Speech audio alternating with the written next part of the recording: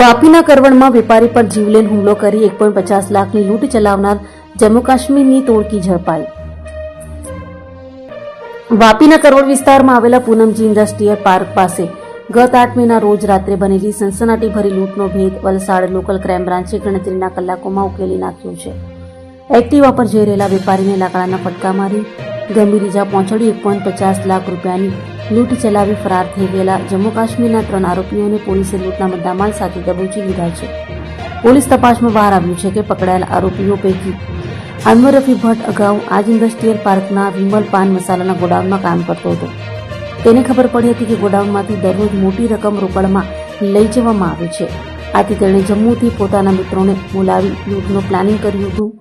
ગોડાઉનમાં કામ કરતા ઝાહિદ ઉર્ફે ભુરિયાએ વેપારીની રેકી કરી હતી અને જેવો વેપારી પૈસા ભરેલો થેલો લઈને નીકળ્યો હતો.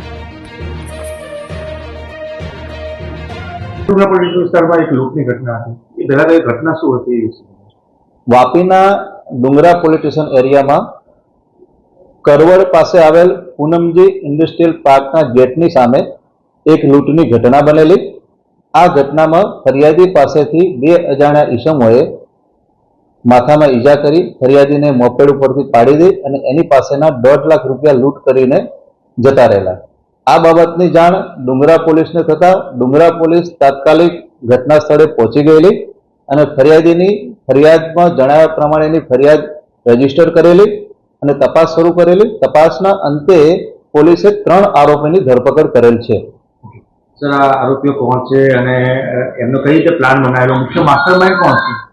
ધરપકડ કરેલ છે એ આરોપીના નામ છે જાહિદ મીર, અનવર ભટ્ટ અને ઉમાન અલ્લાહ.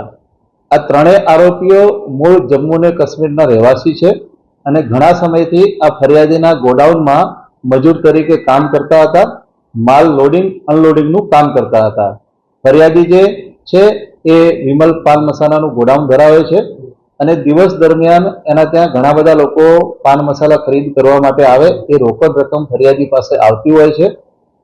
આ બાબતની જાણ આરોપીઓને ખબર હતી અને મોટી રકમ ફરિયાદી પાસે આવતી હોય જેથી આરોપીઓએ આ ફરિયાદી પાસેથી આ રકમ લૂંટ કરવાનો પ્લાન બનાવેલો.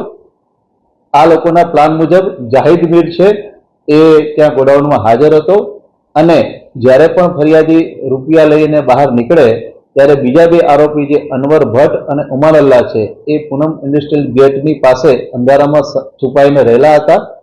ફરિયાદી જેવા રકમ લઈ અને મોબાઈલ ઉપર એકલા નીકળ્યા ત્યારે એણે ફોન દ્વારા બીજા 2 આરોપીને જાણ કરેલી કે અત્યારે ફરિયાદી નીકળ્યા છે અને જેવી જાણ કરી એ દરમિયાન ગેટની પાસે અગાઉથી ઉભેલા બંને આરોપીઓએ ફરિયાદી વાપી તરફ જતા હતા એ દરમિયાન ફરિયાદીને માથામાં લાકડાનો ફટકો મારેલો.